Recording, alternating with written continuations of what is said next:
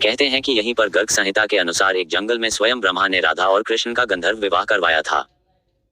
यहाँ हर साल राधा के जन्मदिन यानी राधाष्टमी से लेकर अनंत चतुर्दशी के दिन तक मेला लगता है। 2. ब्रह्मवैवर्त पुराण की एक पौराणिक कथा के अनुसार श्री कृष्ण के साथ राधा गोलोक में रहती थी।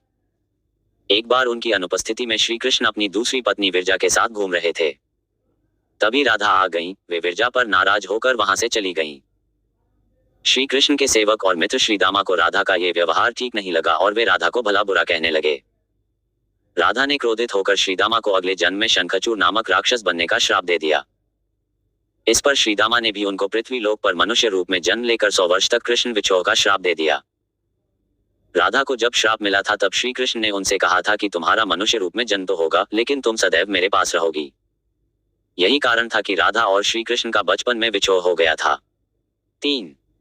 राधा श्री कृष्ण की मुरली सुनकर बावरी होकर नाचने लगती थी और वह उनसे मिलने के लिए बाहर निकल जाती थी। जब गांव में कृष्ण और राधा के प्रेम की चर्चा चल पड़ी तो राधा के समाज के लोगों ने उसका घर से बाहर निकलना बंद करवा दिया। फिर एक दिन श्री कृष्ण ने माता यशोदा से कहा कि माता, मैं राधा से विवाह करना चाहता हूँ।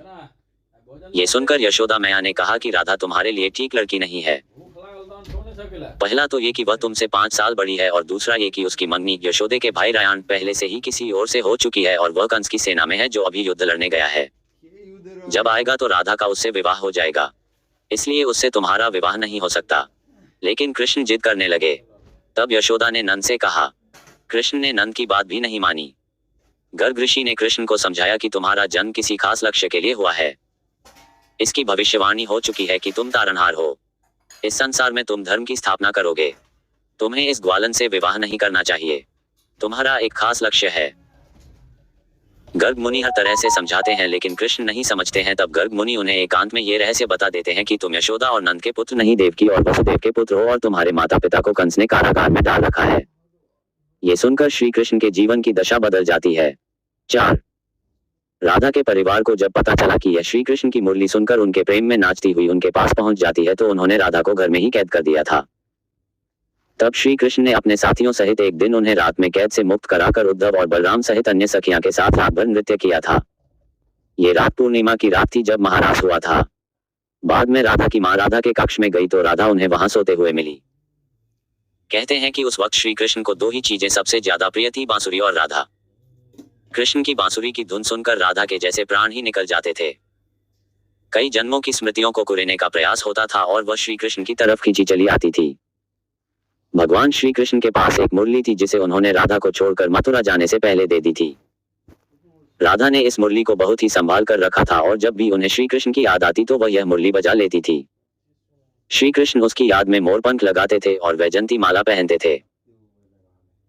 श्री कृष्ण को मोरपंख तब मिला था जब वे राधा के उपवन में उनके साथ नृत्य कर रहे मोर का पंख नीचे गिर गया था तो उन्होंने उसे उठाकर अपने सिर पर धारण कर लिया था और राधा ने नृत्य करने से पहले श्री कृष्ण को वैजंती माला पहनाई थी। 5.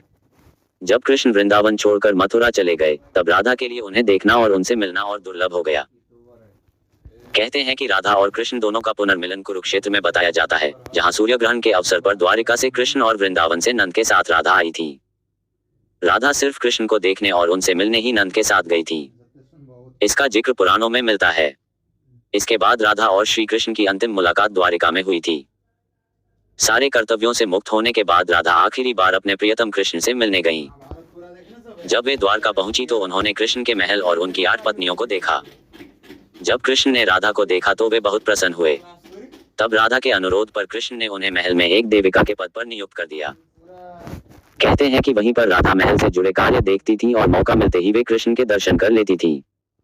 एक दिन उदास होकर राधा ने महल से दूर जाना तय किया। कहते हैं कि राधा एक जंगल के गांव में रहने लगी।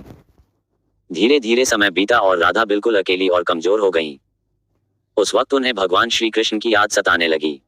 आखिरी समय में भगवान श्री कृष्ण उनके सामने आ गए। भगवान श्री कृष्ण ने राधा से कहा कि वे उनसे कुछ मांग लें, लेकिन राधा ने मना कर दिया। कृष्ण के दोबारा अनुरोध करने पर राधा ने कहा कि वे आखिरी बार उन्हें बांसुरी बजाते देखना और सुनना चाहती हैं।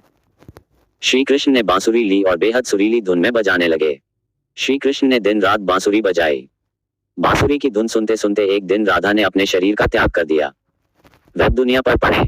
समाचार, बॉलीवुड, ज्योतिष, लाइफस्टाइल, धर्म संसार, महाभारत के किस्से, रामायण की कहानियां, रोचक और रोमांचक। संबंधित जानकारी। राधा अष्टमी 2021, राधाष्टमी व्रत, जानिए पूजन विधि, महत्व एवं आरती। श्री राधा रानी के 10 अनसुने रहस्य जानकर चौंक जाएंगे आप। श्री राधा और श्री रुक्मिणी में क्या अंतर है, जानिए। 14 सितंबर को राधा अष्टमी व्रत, जानिए राधा रानी के बारे में। श्री राधा नेम्स, श्री राधा जयंती पर पढ़े राधा रानी के 32 नाम। सभी देखें, जरूर पढ़ें।